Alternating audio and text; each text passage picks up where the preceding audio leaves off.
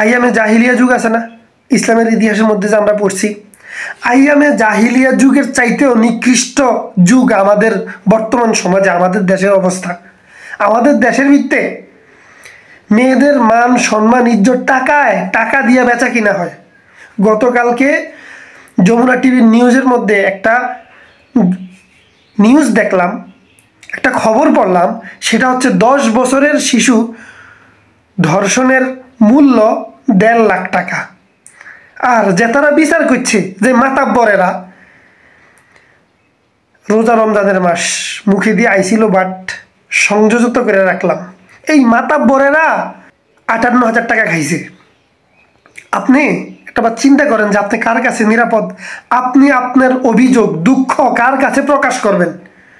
আপনি যার কাছে বিচার চাইবেন সে নিজেও তো একজন ধর্ষক, সে নিজেও তো ধর্ষকের পক্ষে কথা বলে, ধর্ষণের পক্ষে কথা বলে।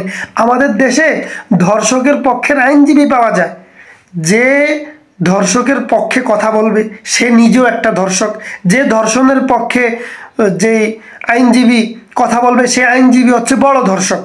তাদের কারণে দেশের আজকে এই অবস্থা।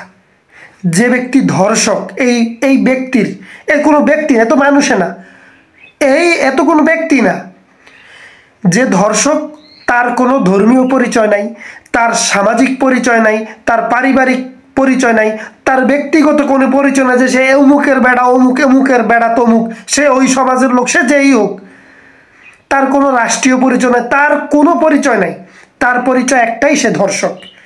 তারে উদুন কেলানি দিতে হবে। ইসলামের আইন আছে না, ওই যে মাটির মধ্যে অর্ধেক পুইতা, হ্যাঁ, কঙ্কর পাথর নিক্ষেপ করে মারতে হবে। এর চাইতো যদি কোনো জঘন্যতম আইন প্রয়োগ করা যায়, ইসলামের আইন তো সর্বোচ্চ আইন, সেটা যদি প্রয়োগ করা যায় অবশ্যই সেটা করা দরকার আমাদের দেশের জন্য। এখন যে পরিস্থিতি চলতেছে, কয়েকটা এরকম শাস্তি প্রয়োগ করা দরকার, করেন দেখবেন যে সব ঠান্ডা হয়ে গেছে। কারণ এই ধরনের কুলাঙ্গারগুলার পাশে যারা আইনজীবী হয়ে দাঁড়ায়, এই আইনজীবীগুলারও এই ধরনের শাস্তি দিতে হইব।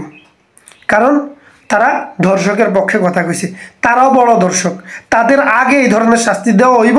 ওইটা দেখার পরে তারপরে ধর্ষকের শাস্তি হইব।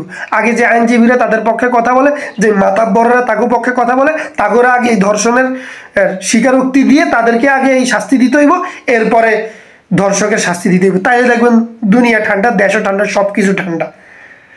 একজন ধর্ষকের কোনো পরিচয় নাই, সে ধর্ষক, এটাই তার পরিচয়, এই ছাড়া তার কোনো পরিচয় নাই।